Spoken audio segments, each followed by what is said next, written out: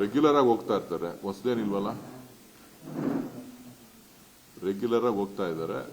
ಇವತ್ತು ಜಲಶಕ್ತಿ ಮಂತ್ರಾಲಯದಲ್ಲಿ ನದಿ ಜೋಡಣೆಗಳ ಬಗ್ಗೆ ಮೀಟಿಂಗ್ ಇದೆ. ಅದ್ರ ಜೊತೆಗೆ NGNRA ನರೇಗಾ ವಿಚಾರದಲ್ಲಿ ಪ್ರಿಯಾಂಕ್ ಖರ್ಗೆ ಅವರು ದೆಹಲಿಯಲ್ಲಿ ಒಂದು ಸಭೆಯನ್ನು ಕರೆದಿದ್ದಾರೆ. ಸೊ ಅದ್ರ ವಿಚಾರವಾಗಿ ಭೇಟಿ ಮಾಡಲಿಕ್ಕೆ, ಮಂತ್ರಿಗಳನ್ನ ಭೇಟಿ ಮಾಡಲಿಕ್ಕೆ ಹೋಗಿದ್ದಾರೆ. ನಾಯಕತ್ವ ವಿಚಾರವಾಗಿ ಖರ್ಗೆ ಅವರು ತಲುಪಿಗೆ ಒಂದು ಮಾತಾಡಿದ್ದಾರೆ. ಸ್ಥಳೀಯವಾಗಿ ಉಟ್ಕೊಂಡಿರುವಂತಹ ಸಮಸ್ಯೆ ಇದು, ಅವರೇ ಬಗೆಹರಿಸಿಕೋಬೇಕು, ಹೈಕಮಾಂಡ್ ಯಾಕೆ ದೂಷಿಸ್ತಾರೆ ಅನ್ನೋ ಮಾತನ್ನ ಸ್ಪಷ್ಟತೆ ಕೊಟ್ಟಂಗಿದೆ.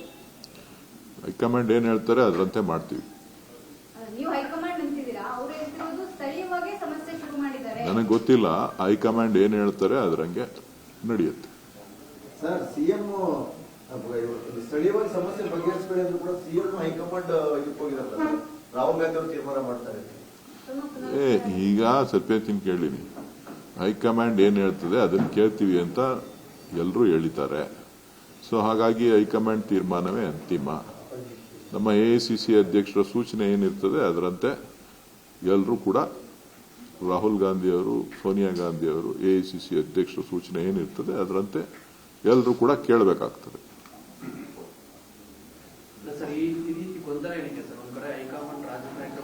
ಗೊಂದಲ ಏನೂ ಇಲ್ಲ ರೀ, ಗೊಂದಲ ಏನೂ ಇಲ್ಲ.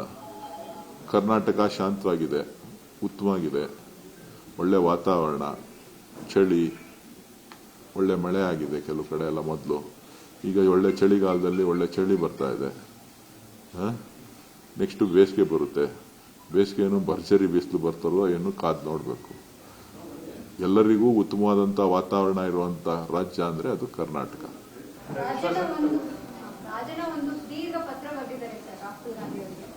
ನನ್ನ ಹೇಳಿಕೆಯನ್ನ ತಪ್ಪಾಗಿ ಅರ್ಥೈಸಲಾಗಿದೆ. 2 ಬಾರಿ ನಾನು ಸಚಿವನಾಗಿ ಕೆಲಸ ಮಾಡಿದ್ದೆ, ನಾವು ಯಾವುದೇ ಭ್ರಷ್ಟಾಚಾರ ಮಾಡಿಲ್ಲ ಅನ್ನುವಂತಹ ಅರ್ಥದಲ್ಲೊಂದು ಇವತ್ತು ಸುದೀರ್ಘ ಪತ್ರವನ್ನು ಬರೆದಿದ್ದಾರೆ ಸರ್. ಅವರು ಮನವಿ ಮಾಡಿದ್ದಾರೆ, ಸಮಯ ಕೊಡಿ, ನಾನು ಇದನ್ನು ಭೇಟಿ ಆಗ್ತೀನಿ.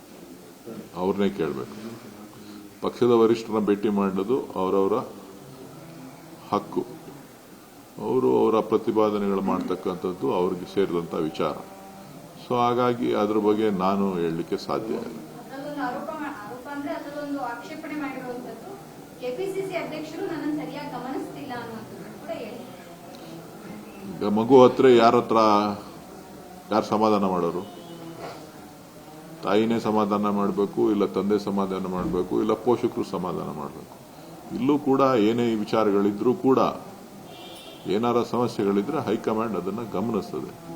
ಸೊ ನಮ್ಮ ಪಕ್ಷದಲ್ಲಿ ಸ್ವತಂತ್ರವಾಗಿ ತಮ್ಮ ಅಭಿಪ್ರಾಯಗಳನ್ನು ತಿಳಿಸಕ್ಕೆ ಅವಕಾಶ ಇರೋದ್ರಿಂದ ಅವರು ಆ ಮಾತನ್ನ ಹೇಳಿದ್ದಾರೆ.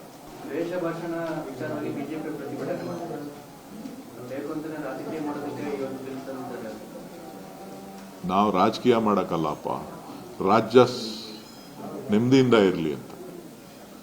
ರಾಜ್ಯ ನೆಮ್ಮದಿಯಿಂದ ಇರಬೇಕಲ್ಲ. ಪ್ರಚೋದನಕಾರಿ ಭಾಷಣಗಳಿಂದ ರಾಜ್ಯದಲ್ಲಿ ಅಶಾಂತಿ ಹುಟ್ಟಬಾರದು. ಸೊ ಒಬ್ಬ ಪ್ರಚೋದನಕಾರಿ ಹೇಳಿಕೆಗಳಿಂದ ಬೇರೆಯವರಿಗೆ ಮನಸ್ಸಿಗೆ ನೋವಿಸಬಾರದು. ಸೊ ಕರ್ನಾಟಕ ಯಾವತ್ತೂ ಕೂಡ ಶಾಂತಿಗೆ ಹೆಸರುವಾದಂತ ರಾಜ್ಯ. ಸೊ ನಾವು ಒಂದು ಸಂದೇಶವನ್ನ ಈ ದೇಶಕ್ಕೆ ಕೊಡಬೇಕು, ನಾವೆಲ್ಲ ಒಂದು ಅಂತಕ್ಕಂಥದ್ದು. ಸೊ ಹಾಗಾಗಿ ಯಾವುದೇ ಅಹಿತಗತ ಘಟನೆ ನಡಿಬಾರದು. ಈ ತರ ಮಾಡೋರ್ಗೆಲ್ಲರಿಗೂ ಕೂಡ ಕಡಿವಾಣ ಹಾಕಬೇಕು ಅನ್ನೋ ಉದ್ದೇಶನೇ ಹೊರತು ಇದು ರಾಜಕೀಯವಾದಂತ ವಿಚಾರ ಅಲ್ಲ. ನಿರ್ಭೀತ, ನಿಷ್ಪಕ್ಷಪಾತ, ವಿಶ್ವಾಸಾರ್ಹ ಸುದ್ದಿಗಳಿಗೆ ಮತ್ತೊಂದು ಹೆಸರಾಗಿರುವ ನ್ಯೂಸ್ 18 ಕನ್ನಡ ಈಗ ಆಪ್ನಲ್ಲೂ ಲಭ್ಯವಿದೆ. ದಯವಿಟ್ಟು ಇಲ್ಲಿರುವ QR ಕೋಡ್ ಸ್ಕ್ಯಾನ್ ಮಾಡಿಕೊಂಡು ಆಪ್ ಡೌನ್ಲೋಡ್ ಮಾಡೋದಕ್ಕೆ ಮರಿಬೇಡಿ. ನಿಮ್ಮ ಬೆಂಬಲ ಹೀಗೆ ಸದಾ ನಮ್ಮೊಂದಿಗಿರಲಿ. ಧನ್ಯವಾದ.